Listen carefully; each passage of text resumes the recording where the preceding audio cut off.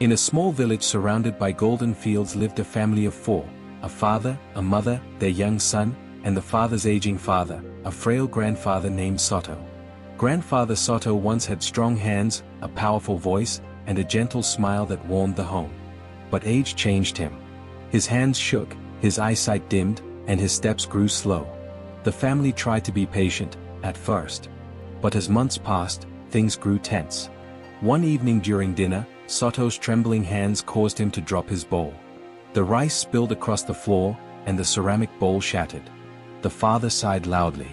The mother rolled her eyes. The child simply stared. The next night, Soto accidentally knocked over his cup, spilling tea across the table. This time, the father snapped. "Enough. You're making a mess every night."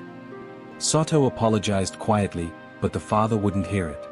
He dragged a small wooden table into the corner of the room and placed an old wooden bowl on it. "From now on, you will eat here alone," he said coldly. Soto said nothing.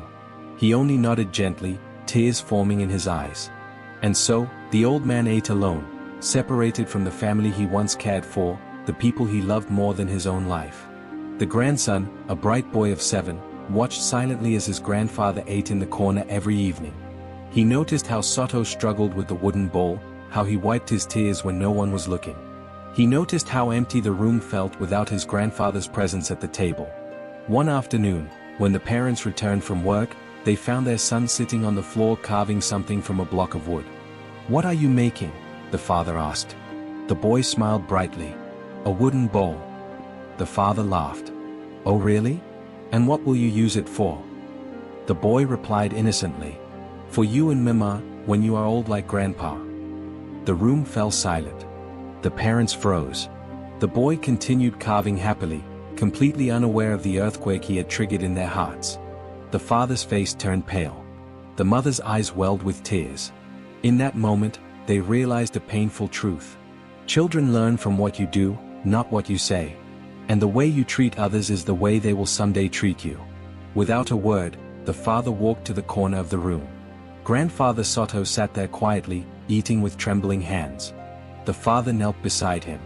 "Forgive me," he whispered. "We were wrong." He carried the small table away and invited the old man back to the family table.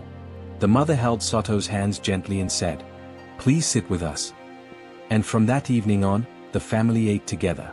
They wiped spills gently. They spoke kindly. They rediscovered patience and love. Years later, the boy, now a grown man, still remembered the wooden bowl. It became a symbol for him, a reminder to treat others with dignity, especially in their weakest moments. Because one day, we will all be weak too. And the lesson lived on.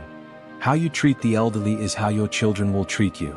Respect given is respect returned. Kindness flows across generations.